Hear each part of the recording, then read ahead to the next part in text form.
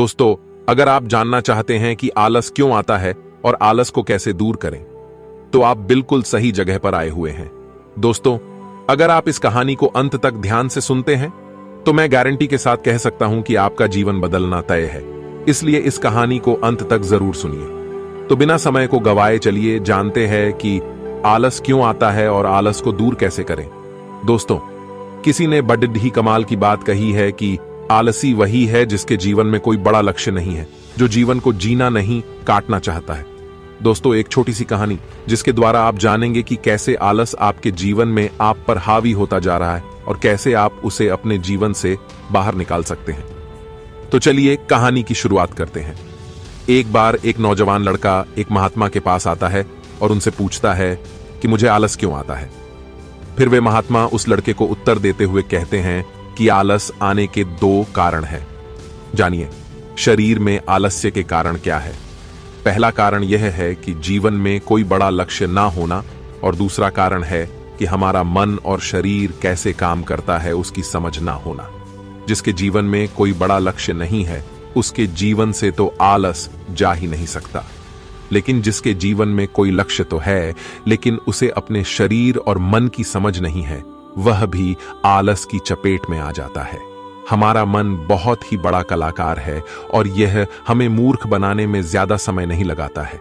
अगर तुम ध्यान करना चाहते हो तो यह तुमसे कभी भी ध्यान करने के लिए मना नहीं करेगा। यह तुमसे कहेगा कि ध्यान करना ब्रह्म मुहूर्त में ज्यादा अच्छा होता है। अब ना तो तुम ब्रह्म मुहूर्त में उठ पाओगे और ना ही तुम ध्यान कर पाओगे। यह तुम्हें धन कमाने के लिए कभी भी मना नहीं करेगा, लेकिन यह तुमसे कहेगा कि धन ही सब कुछ थोड़ी ही होता है, और यह कभी भी तुम्हारा विरोध नहीं करता, बल्कि यह तुम्हें मूर्ख बनाता है। और कमाल की बात यह है कि तुम मूर्ख बनते भी हो। फिर वह लड़का उन महात्मा से पूछता है कि तो फिर इसका समाधान क्या है महात्मन। फिर वे महात्मा जी कहते हैं कि जो ये तुम्हारे साथ कर रहा है, वही तुम इसके यानी मन के साथ करो। यानी कि तुम्हारा मन तुम्हें मूर्ख बना रहा है, तो तुम उसे मूर्ख बनाओ। जब तुम्हारा मन तुम्हें कहेगा कि कुछ देर सो जाता हूं, उसके बाद काम करूंगा, तो तुम उससे कहो कि कुछ देर क्यों, ज्यादा देर सोऊंगा, लेकिन उससे पहले काम पूरा करूंगा। तुम्हारा मन तुमसे कहेगा आज स्वादिष्ट भोजन खाऊंगा, तो तुम तुरंत उससे कहो कि स्वादिष्ट क्यों, अति स्वादिष्ट खाऊंगा, लेकिन उससे पहले 1 घंटे व्यायाम करूंगा। फिर वह व्यक्ति उस महात्मा से पूछता है कि लेकिन कब तक मैं अपने मन को मूर्ख बनाऊं। फिर वे महात्मा जी उससे कहते हैं कि जब तक तुम अपने आलस से मुक्त रहना चाहते हो, तब तक तुम्हें अपने मन को मूर्ख बनाते रहना है। फिर वह व्यक्ति पूछता है कि कभी कभी तो ऐसा होता है कि मुझे अफसोस होता है कि मैं अपने जीवन में कुछ कर नहीं पा रहा हूं, क्योंकि मेरे भीतर से ही कुछ करने का मन ही नहीं करता। फिर ऐसी स्थिति में मैं क्या करूं? वे महात्मा जी कहते हैं कि मन को तो तुम मूर्ख बना सकते हो, लेकिन शरीर को तुम्हें समझना होगा। हमारा शरीर चलता है भोजन से, और अगर तुम मरा हुआ भोजन खाओगे तो वह तुम्हें ऊर्जा कैसे देगा? मरे हुए भोजन का अर्थ है कि ऐसा भोजन जो व्यक्ति अपने सिर्फ स्वाद के लिए खाता है, जिससे शरीर का उचित विकास नहीं होता है, जैसे कि मिठाइयां, पिज्जा, बर्गर आदि। इसीलिए भोजन ऐसा करो जो तुम्हारे भीतर ऊर्जा पैदा करे, ना कि आलस, जैसे कि फल और घर का सादा भोजन आदि। फिर वह लड़का महात्मा से पूछता है कि महात्मन, मैं शुरुआत कैसे करूं? महात्मा जी कहते हैं कि शुरुआत करो एक बड़ा लक्ष्य निर्धारित करने से, यानी एक बड़ा लक्ष्य बनाओ। तुम्हारा लक्ष्य केवल कहने के लिए बड़ा नहीं होना चाहिए, बल्कि उस लक्ष्य के साथ तुम्हारी भावनाएं जुड़ी होनी चाहिए। अगर लक्ष्य ऐसा है जिसके बारे में सोचकर ही तुम्हारे आंखों में आंसू आ जाते हैं, तो तुम्हें कुछ और करने की जरूरत नहीं है। फिर तुम्हारा लक्ष्य ही तुमसे सब कुछ करवा देगा। और लक्ष्य इतना बड़ा नहीं है, या फिर तुम्हारी भावनाओं के साथ जुड़ा हुआ नहीं है, तो फिर अपने लक्ष्य को खोजना ही अपना लक्ष्य बना लो। जिस प्रकार भगवान गौतम बुद्ध ने बनाया था। उन्हें पहले अपना लक्ष्य थोड़ी ही पता था कि वहां मिल जाएगी मंजिल। वे तो सिर्फ निकल पड़े थे। आशा थी मन में, लेकिन वो भी टूटने लगी थी। लेकिन अंदर से प्यास इतनी गहरी थी कि लक्ष्य को पाकर ही रहे। जब तक तुम्हें यह पता नहीं चलता कि तुम्हारा लक्ष्य क्या है, तब तक तुम अपने मन को मूर्ख बनाते रहो जैसे वो तुम्हें बना रहा था। कोई भी व्यक्ति शराबी बनना नहीं चाहता है, लेकिन उसका मन उसे मूर्ख बना बनाकर उसे एक शराबी बना देता है।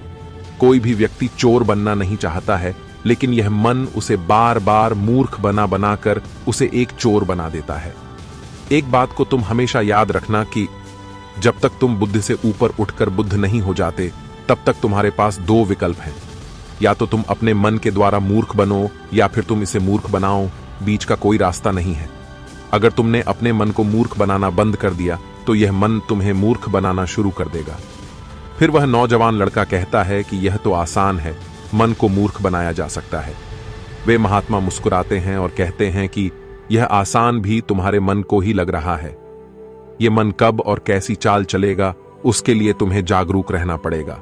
अपनी जागरूकता को बढ़ाओ और जागरूक व्यक्तियों के साथ रहो या फिर अपने खुद के साथ समय बिताओ। अगर तुम आलसी व्यक्तियों के साथ रहोगे तो तुम भी आलसी होगे, और अगर तुम ऊर्जावान लोगों के साथ रहोगे तो तुम भी ऊर्जावान बनोगे। फिर वह लड़का महात्मा जी से कहता है कि मुझे अपने मन को मूर्ख बनाना अभी और इसी वक्त से शुरू कर देना चाहिए। महात्मा कहते हैं, हां, सही कहा तुमने। सही समय की प्रतीक्षा करना भी इसी मन की एक चाल है। इसीलिए अभी और इसी वक्त से काम पर लग जाओ। जो लोग अभी इस कहानी को सुन रहे हैं, क्या आप भी सही समय का इंतजार कर रहे हैं या फिर इसी समय को सही बनाने की ठान चुके हैं? यह हमें नीचे कमेंट बॉक्स में कमेंट करके जरूर बताएं। दोस्तों, आज की यह कहानी आपको कैसी लगी और इस कहानी से आपको क्या सीखने को मिला, यह हमें नीचे कमेंट करके जरूर बताएं। साथ ही अगर आपको यह कहानी पसंद आई हो तो अपने दोस्तों के साथ इसे अवश्य शेयर कीजिए। और अगर आपने हमारे चैनल पर पहली बार विजिट किया है तो कृपया चैनल को सब्सक्राइब करके बेल आइकॉन को ऑल पर प्रेस कर लें, क्योंकि यहाँ पर हम ऐसी ही प्रेरणादायक कहानियां आपको सुनाते हैं जो शायद आपके जीवन में बदलाव ला दें। आपका बहुमूल्य समय देने के लिए दिल से धन्यवाद।